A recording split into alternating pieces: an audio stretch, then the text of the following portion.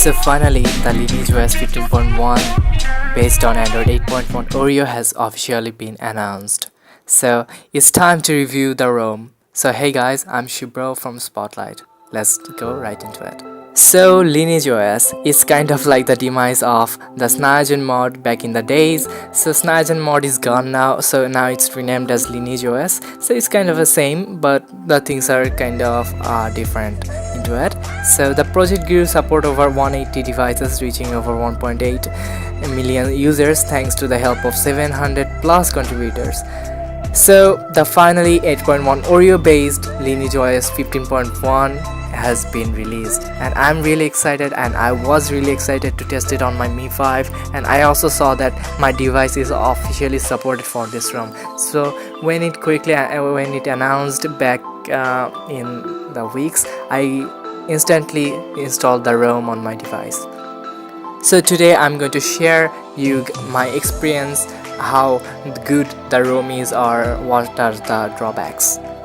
So official LineageOS has everything that Android Oreo has to offer, like picture-in-picture mode, autofill apps, notification channels or snoozing, native app support for theming and other things as well. So the ROM has really some good features, like you can add the on-screen navigation button if you don't have. So and also the things are like long press action for recent apps option, hardware button customization and other things as well. Ambient display to wake the device with the black bar when it's the notification comes in, and the battery light things show battery charge status and after that, and you can also change the battery light while charging in this ROM, and notification light you can also change that according to you like.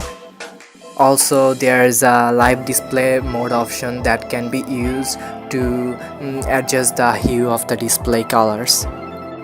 There's a special proximity wake, check the proximity sensor before waking the screen, and also secure apps behind the lock screen, privacy guard to control app permissions such as keep wake, run in background and record audio and much more. So lots of things are here, and LineageOS is my favorite because they really take the stability as their main core thing. So that's why LineageOS is always favorite to me, and the ROM on Mi5 is really stable and works really great. And if you don't use the custom kernel or if you use the same kernel that's included in the ROM, it will work fine.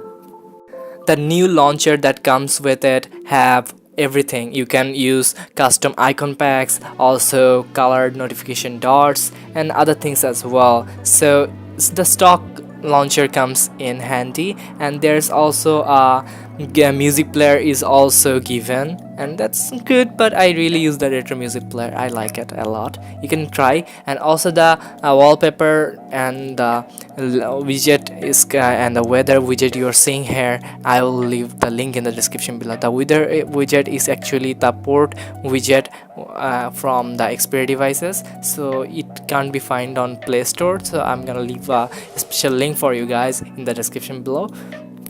The gaming performance is also good, but sometimes it lags. I don't know why, but there's a performance mode option in the battery section. You can weigh the things up and it will get a really good.